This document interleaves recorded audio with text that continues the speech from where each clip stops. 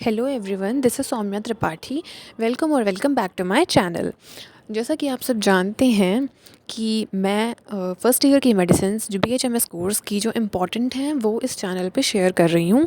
तो आज का जो हमारा टॉपिक है वो है एलोसोकोटरीना। बहुत ही इम्पॉर्टेंट और बहुत ही छोटी रेमेडी है जो एलन की नोट्स में दी हुई है। और जैसे मैं अपना वीडियो एलन की नोट्स के बेसिस पे ही रखती हूँ, आपको पता होगा। So let's start. शुरू करते हैं इसके कॉमन नेम से।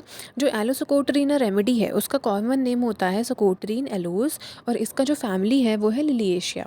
तो कॉन्स्टिट्यूशन में है adapted to indolent very persons averse to either mental और फिजिकल लेबर फटीग्स। तो इंडोलेंट का मतलब होता है कि जो बहुत लेज़ी टाइप के पर्सनस होते हैं, ठीक है। वेरी पर्सनस हैं जो बहुत ज़्यादा काम वाम नहीं करना चाहते हैं, बहुत आलसी होते हैं। तो ये जो मेडिसिन है वो उन पे अडेप्टेड होती है। एवर्स टू ईदर मेंटल और फिजिकल लेबर फटीग, मतलब या तो फिजिकल लेबर फटीग होगा या तो मेंटल लेबर, मतलब कि वो बहुत ज़्यादा अपना मेंटली भी एग्जॉस्ट नहीं होना चाहते, मेंटली भी वो बहुत ज़्यादा जल्दी थक जाते हैं, है ना। थोड़ा सा दिमाग यूज़ करेंगे तो थक जाएंगे, और फिज़िकली भी अगर कोई काम करेंगे, मतलब जैसे एक गिलास पानी भी खुद से लेंगे तो थक जाते हैं। तो मेंटल लेबर फटीग दोनों हो सकता है, और मेंटल फटीग भी हो सकता है सिर्फ। नेक्स्ट है old people, specially women of relaxed phlegmatic habit. ये ओल्ड पीपल के लिए मेडिसिन है, और उन विमेन के लिए जो स्पेशली कैसी होती हैं, रिलैक्स्ड और फ्लेगमेटिक हैबिट होती है, मतलब वो ज़्यादातर रिलैक्स्ड और फ्लेगमेटिक हैबिट की होती हैं, मतलब कि रिलैक्स रहना पसंद करती हैं, और थोड़ा सा भी काम करती हैं तो थक जाती हैं, है ना। और बैठी रहना या फिर लेटे रहना वो ज़्यादा प्रेफर करते हैं, तो इन विमेंस पे ये रेमेडी होती है। नेक्स्ट है इसका mental generals, dissatisfied and angry about himself और his complaints specially when constipated. मतलब जो ये पर्सन होगा वो हमेशा डिससेटिस्फाइड होगा और एंग्री होगा अपनी कंप्लेंट्स की वजह से। उसे लगेगा कि यार मेरे तो कंप्लेंट्स ही इतने ज़्यादा हैं, मेरी तो बीमारी ही ठीक नहीं हो रही। स्पेशली जब भी उसको कॉन्स्टिपेशन की प्रॉब्लम होगी तब वो बहुत ज़्यादा बंदा इरिटेटेड रहेगा, डिससेटिस्फाइड रहेगा। उसे ये लगेगा कि हमेशा मेरी हेल्थ ख़राब हो जाती है, मेरी कंप्लेंट्स ही बहुत ज़्यादा हैं, और हमेशा शिकायत करता रहेगा उसके बारे में। और कॉन्स्टिपेशन के वक्त पे तो वो बहुत ज़्यादा ही डिससेटिस्फाइड और एंग्री रहेगा, लोगों से चिड़चिड़ करके बात करेगा। कोई भी उससे कोई बात करेगा तो वो बहुत जल्दी गुस्सा हो जाएगा और एंग्री रहेगा, इरिटेटेड रहेगा बहुत जल्दी। मतलब वही है कि कॉन्स्टिपेशन के वक्त पे वो चिड़चिड़ा जाएगा, हमेशा डिससेटिस्फाइड होगा। नेक्स्ट हम आते हैं इसके फिजिकल जनरल्स पे। Diseases of mucus membranes causes the production of mucus in jelly like lumps from throat और rectum, affects mucus membrane of rectum. तो ये जो डिजीज़ है म्यूकस मेम्ब्रेन्स की होगी, और ये क्या प्रोड्यूस करेगी, एक म्यूकस मतलब जेली लाइक लम्प्स प्रोड्यूस करेगी थ्रोट से और रेक्टम से। तो जितनी भी म्यूकस वाली जगह होती हैं वहाँ से म्यूकस जैसा जेली लाइक लम्प्स प्रोड्यूस होंगे। Affects mucus membrane of rectum, rectum की जो म्यूकस मेम्ब्रेन है वो भी अफेक्ट हो जाएगी।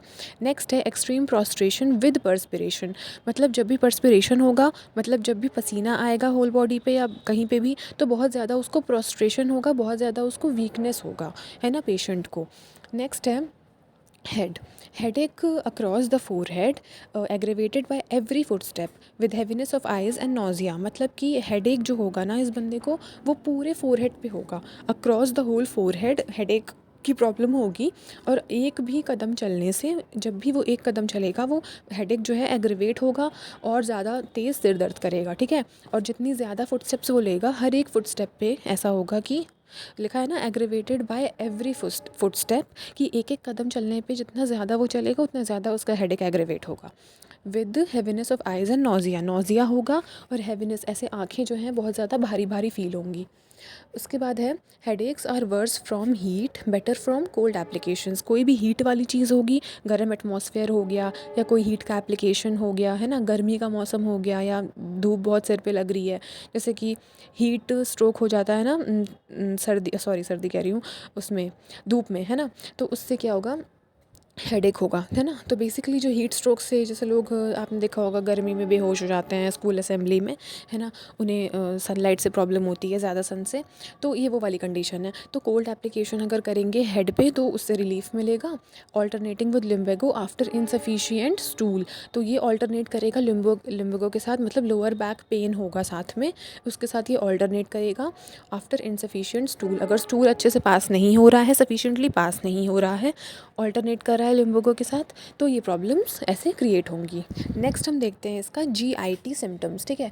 Diarrhoea has to hurry to closet immediately after eating and drinking with want of confidence in sphincter of anus, driving out of bed early in the morning. तो diarrhoea की condition में क्या होगा, इसको तुरंत immediately अगर ये कुछ खाएगा या पिएगा तो तुरंत इसको स्टूल पास करने की अर्ज होगी और इसको जाना पड़ेगा वॉशरूम।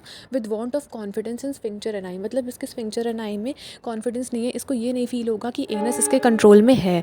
जो एनस होता है, एन आई का जो स्पिंक्चर होता है ना, तो वहाँ पे इसको कॉन्फिडेंस फील नहीं होगा। वहाँ पे ऐसा लगेगा कि जो स्टूल है वो ऑटोमेटिकली खुद पास कर जाएगा, उसे कंट्रोल नहीं फील होगा उस पर। Driving out of bed early in the morning, ये सुबह सुबह जैसे ही उठेगा, ये अर्ज की वजह से ही उठेगा, है ना, और सुबह सुबह ही ये वॉशरूम चला जाएगा, ठीक है।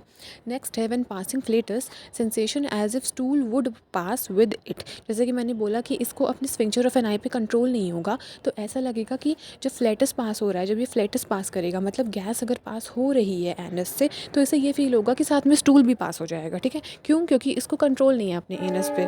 नेक्स्ट है colic, cutting griping pain in right lower portion of abdomen, excruciating before and during stool, है ना।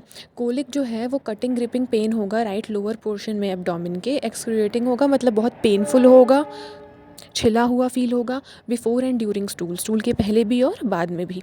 All pain ceases after stool, लेकिन जब एक बार स्टूल पास हो जाएगा तो बहुत ज़्यादा जो पेन है वो सारे सीज हो जाएंगे, रुक जाएंगे।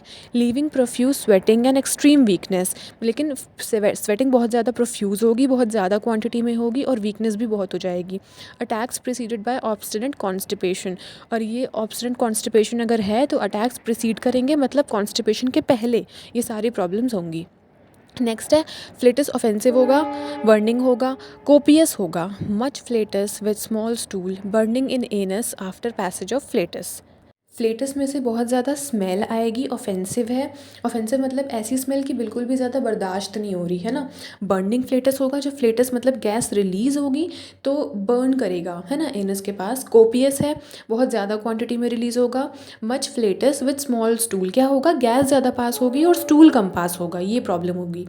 Burning in anus after passage of flatus, जब कभी भी गैस रिलीज़ हम करते हैं, गैस रिलीज़ होती है तो क्या होता है, फ्लेटस के साथ कभी भी बर्निंग नहीं होती है एनस में, लेकिन यहाँ पे क्या है, फ्लेटस जब पास होगा तो एनस में बर्निंग भी होगी, ठीक है। नेक्स्ट है solid stool and masses of mucus pass involuntarily hungry during diarrhoea. Solid stool होगा और म्यूकस के मासेस इनवॉलेंटरली निकलेंगे, ठीक है ना, पास होंगे, मतलब वो कॉन्फिडेंस उसको खुद से नहीं होगा, उसका कंट्रोल नहीं होगा, इनवॉलेंटरी सॉलिड स्टूल और म्यूकस पास होता रहेगा और डायरिया के वक्त पे ये बंदा बहुत ज़्यादा हंग्री फील करेगा, ठीक है। नेक्स्ट पॉइंट है before stool rumbling violent sudden urging heaviness in rectum during stool tenesmus and much flatus after stool faintness. Stool के पहले क्या फील होगा, वॉयलेंट सडन अर्जिंग होगी कि मतलब अब उसका कंट्रोल नहीं है स्टूल पे, स्टूल कभी भी पास हो जाएगा। इनवॉलेंटरीली हैवीनेस होगी रेक्टम में स्टूल के वक्त पे। टेनेस्मस और मच फ्लेटस मतलब बहुत ज़्यादा फ्लेटस रिलीज़ होगा, स्टूल के बाद फेंटनेस सी फीलिंग होगी, ऐसा लगेगा कि वो बेहोश हो जाएगा, चक्कर टाइप आने लगेगा, ठीक है। नेक्स्ट है हेमोरॉइड्स कैसे होंगे, blue like a bunch of grapes, ठीक है, ब्लू कलर के जैसे ब्लू वाले ग्रेप्स होते हैं उसके जैसे हेमोरॉइड्स होंगे। Constant bearing down in rectum, और रेक्टम में ऐसा लगेगा कि कॉन्स्टेंटली वो कुछ भारी भारी सा फील हो रहा है। ब्लीडिंग सोर tender hot relieved by cold water intense etching, bleeding जो होगी वो पेन करेगी, टेंडर होगी मतलब ज़्यादा, हॉट है उस वो एरिया हॉट होगा और इसीलिए ये रिलीव्ड होगा किससे, कोल्ड वाटर से। और इंटेंस इचिंग होगी हेमोरॉइड्स के टाइम पे, ठीक है। Etching and burning in anus preventing sleep, anus में बहुत इचिंग और बर्निंग होगी और इसकी वजह से बंदा सो नहीं पाएगा पेशेंट, ठीक है। नेक्स्ट है skin, itch appears each year as winter approaches, skin में इचिंग होगी हर साल जब भी विंटर का मौसम आ रहा होगा, अप्रोच कर रहा होगा तो इचिंग हो रही होगी, ठीक है ना, स्किन पे। ये सोरिनम का भी पॉइंट है। नेक्स्ट हम देख लेते हैं मोडालिटीज़। जो एग्रीवेशन होता है वो कब होता है, अर्ली मॉर्निंग में, क्योंकि मैंने बताया था अर्ली मॉर्निंग में स्टूल पास करने की अर्ज होती है ना। सेडेंटरी लाइफ से अगर कोई काम धाम नहीं कर रहा है, बहुत ज़्यादा बैठे रह रहा है, लेटे रह रहा है इंसान, तब।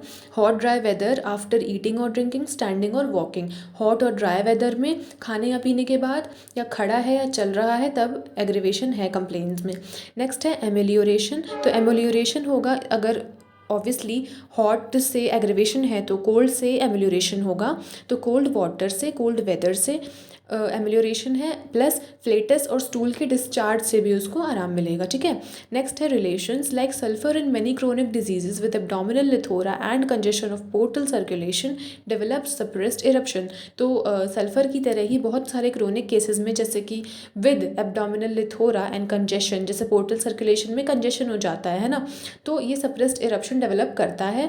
और ये मेडिसिन सिमिलर होती है अमोनियम म्यूटेरिकम से, गैमलिन से, नक्स वोमिका से और पोडोफाइलम से, ठीक है। तो ये आपके लिए एलिसोकोट्रिना थी। I have tried best to explain you from Allen's key note. और एलेंस की नोट जो है बहुत इंपॉर्टेंट बुक है, जैसा भी आपको पता है। फर्स्ट और सेकेंड ईयर में हम एलन की नोट्स ही यूज़ करते हैं पढ़ने के लिए। After that we switch to William Boericke and more S K Dubey and all, बाकी अलग बुक्स पे हम स्विच करते हैं। तो फ़िलहाल के लिए इतना ही। I hope you like this video, और ऐसी और वीडियोज़ के लिए if you liked my explanation and if you do not like also use the comment section and tell me what you did not like, okay. और अगर पसंद आया है तो भी कमेंट में मुझे बताइए एंड सब्सक्राइब करिए चैनल को। हम मिलेंगे नेक्स्ट वीडियो में एक नई मेडिसिन के एक्सप्लेनेशन के साथ। तब तक के लिए बाय बाय।